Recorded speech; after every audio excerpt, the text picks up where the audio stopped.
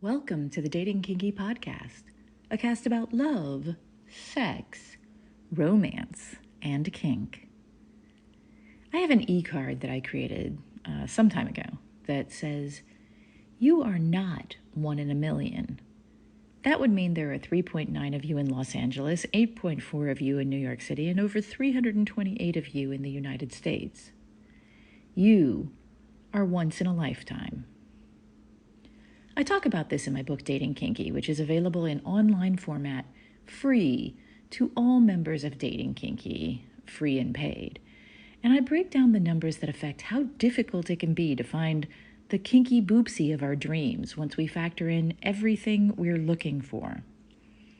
But I also don't want you to give up hope.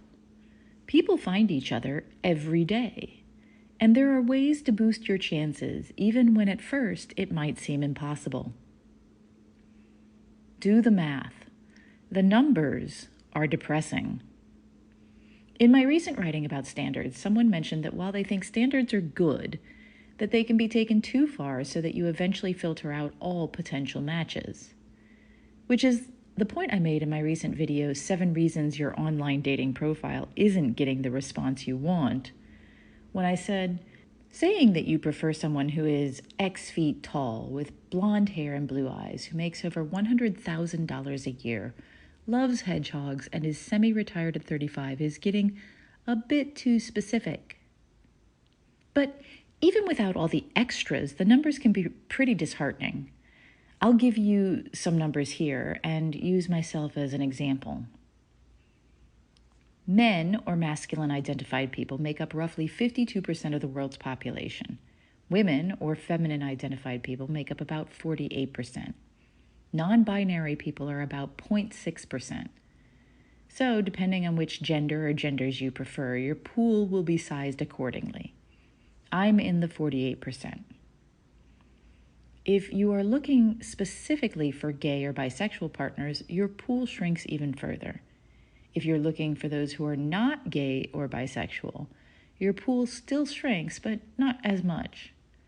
Women who identify as bi make up 8% of women, as gay only 2%. Men who identify as bi make up 16% of men, as gay only 4%. I'm bisexual, so that makes me less than 4% of the population. 8% of 48% equals 3.84%. For those who prefer a specific religion, the potential matches narrow even further. This is based on numbers in America, according to one source that said the percentages are 48.9% Protestant or other Christian, 23% Catholic, 20.8% no religious identity, 2.5% other non-Christian religion, 2.1% Jewish, 1.8% Mormon, 0.8% Muslim. I'm agnostic, so I fall into the 20.8%, narrowing my personal number to 0.8% of the population. If you require a higher income in your partner, you significantly reduce your options. 1% is the super rich, which is $500,000 or more per year. 5% the rich, $100,000 or more per year. And 40% middle class, $40K to $100,000 a year. The rest going to the lower class and the poor. Lucky for you, and not so lucky for me, being the owner of a startup who doesn't currently pay myself, I'm officially in the lower class category, so I'm holding steady at 0.8%. People who identify as kinky make up anywhere between 14 and 30% of the population, depending on which numbers you believe.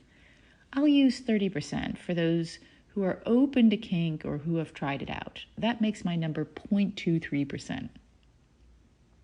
And a few other percentages. Loves to cook, 15% of the population, 0.036%.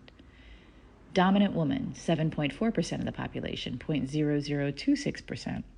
Into pegging, 4% of women, 0.0001%. Enjoys outdoor activities like camping, backpacking, hiking, 9% of the population, 0.0000095%. And that doesn't take into account my mad communication skills, my banging body, which could be a positive or a negative depending on who you ask, the fact that I'm a cuckoldress, or a gazillion other things that go into making me. But so far, that makes me one in a million people. If you take out the cooking bit, maybe you don't care, outdoor activities, cuckolding, and bisexuality, that makes a dominant woman into pegging about 8 women in 1,000, which are better odds, but still a bit daunting, especially if you might have other compatibility issues or desires. And it's going to be a challenge sifting through everyone to find those 8 women to connect with and to get those dates and see if you're a match. But you know what might make that easier? Putting yourself where the kinky people are, like on Dating Kinky, on FetLife, in your local groups like Munches, Slotches, and Socials, in special interest groups online and off, in educational events, also online and off. Because while I might be 1 in a million generic people, in a room full of dominant women, I'm 1 in 1,000, which is significantly better odds.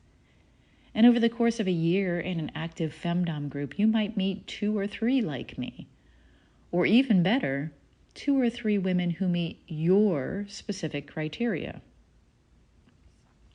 If you're really serious about finding the right person or people, put yourself where your people are in person and online. And even more, make the numbers work for you by making friends and networking. Because people who are kinky often know other people who are kinky and know when they come on the market. I tell people all the time, make kinky friends you don't want to bang. And I mean it. Because those kinky friends introduce you to their kinky friends because they like and trust you.